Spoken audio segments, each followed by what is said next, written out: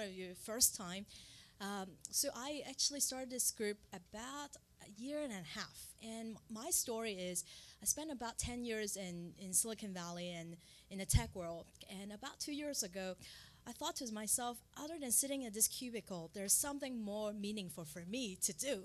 So I quit my job and wanted to start a business. And in the process of it, I realized, wow, being in corporate and now dealing with like a startup mode and really meet people is hard. Like, where would I go and meet all these people? So I actually started this meetup about a year and a half ago, adopted, this group actually started in 2002.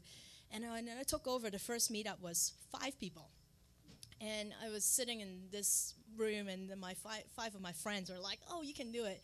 And the largest meetup, which is October, was BiztechDay, and we have a little bit over 500 people.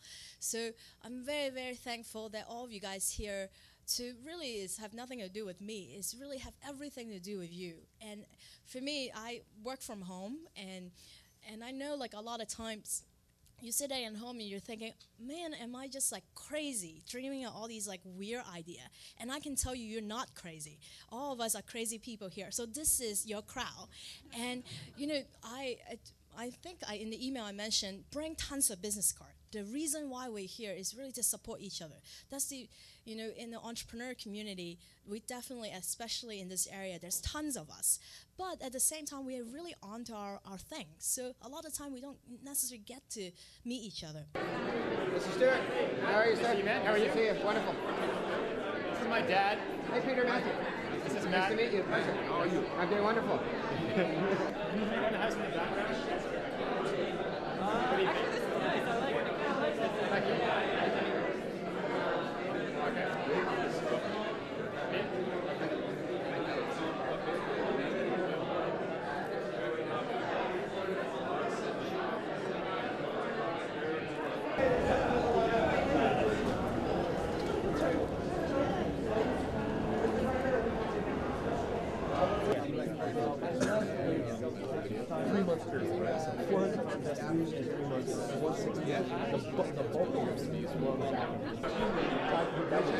And as soon as they log in, you can chat with them, you can share code, documents, you can group chat, everything in one team room.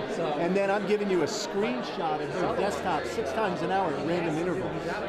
So you can validate the work you're doing for you. That's clever. And at the end of the week, you get an invoice for 40 hours. Well, you can go back and audit those 40 hours and say, let me see. Oh, that's Thursday. It said 6 hours. That's not my code. That's somebody else. I'm not paying. Right? So you guys act like an escrow to guarantee payment to the other side of the... Yeah, we do. Okay, so... We guarantee payment. If you log an hour in our system, I take the risk of collecting the money from the buyer.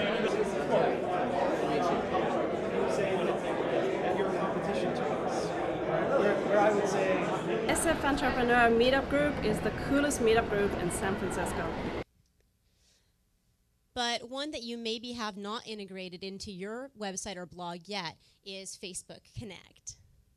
So what Facebook Connect does is it allows your website or blog to generate stories from Facebook users when they sign into your website or blog that are published on Facebook, generating a lot more awareness around your presence within the Facebook network.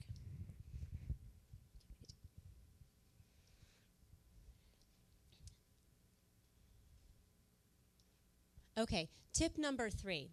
This one has a lot of people scratching their heads at first, but try it out and you'll see what I mean. Use a Facebook page instead of your website or newsletter. The reason that you want to do this, it seems a little bit counterintuitive to people who love their websites, but the reason that you want to do this is because your Facebook page is viral.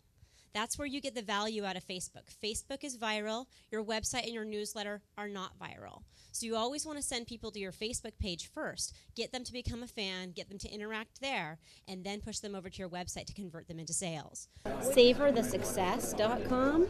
Savor SavorTheSuccess.com. thesuccess.com. And you can go to their website, or you can join their Facebook page. And I'm actually going to be speaking at their event next week as well about social media and about how to use their network.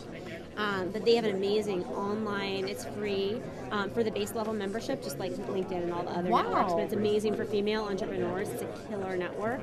And they load tons of free PR leads onto it. And then premium members get even more stuff. You can see, as Edith mentioned earlier, Skype. We have 2 Radio Shack microphones in our conference room, right, with a jack, and we have 2 cheap speakers. Any conference call, you plug both of those in, and it's as clear as day, and it's free, right? And so we can run a worldwide engineering meeting with people all over the globe with, $60 of Radio Shack hardware and free Skype. So my point on this slide is that free or better, right? When you're starting your company, you don't have to go out and invest in a robust configuration management system. Subversion is fantastic for startups, right? And there's even companies out there that'll host it for you for minimal cost. I see a lot of people scribbling notes. Edith, if you don't provide these slides, I'm happy to. So you can ask for my card, or I'm G Swart at Odesk. I'm happy to send these slides to anybody.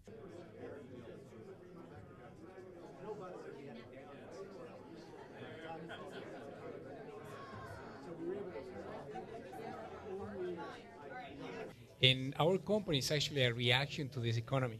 We were thinking about creating a package for small businesses without breaking their bags or their wallets.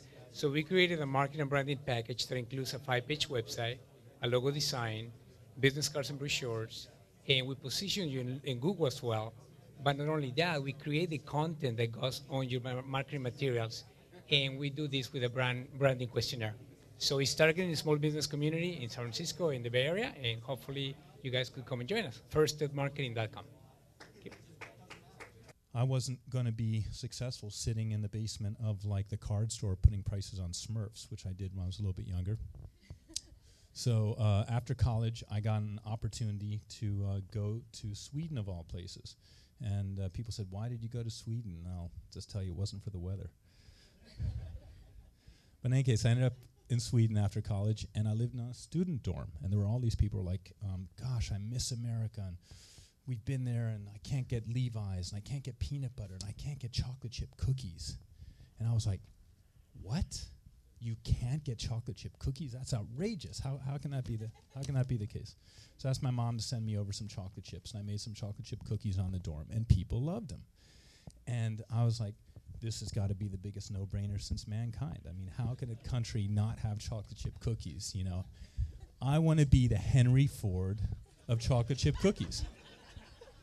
So I went down to the Central Park there, made some cookies, handed them out, and that's kind of not really a great representation. But in the middle, you see the front page of the Wall Street Journal and the little blow-up called Sweet or Sweet Tooth.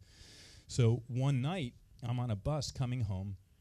There's another American guy sitting next to me, and we're coming back from a bar, and we start talking. He's like, what are you doing here? I'm like, oh, it's a long story, but I'm going to start a chain of cookie stores. And he goes, really? Wow, that's pretty cool. Tell me about it. So I told him a little bit about me. Then he handed me his card. He goes, hi, I'm Marcus Broccoli. I'm the Stockholm correspondent for the Wall Street Journal.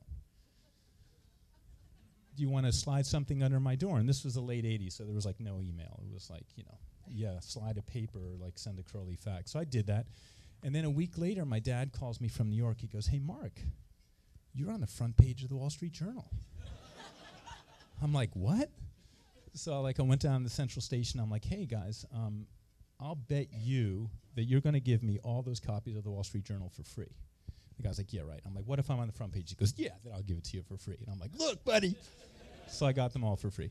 Yeah. Just wondering maybe you could share your thoughts. I mean, someone who's been involved with a lot of entrepreneurial efforts and companies. What's your kind of quick 10-second tips on lawyers working with small businesses, what they should kind of focus on? I've had this discussion with my law firms for years, and I think there's a huge opportunity to basically sell a bundled group of services in a digestible, predictable way.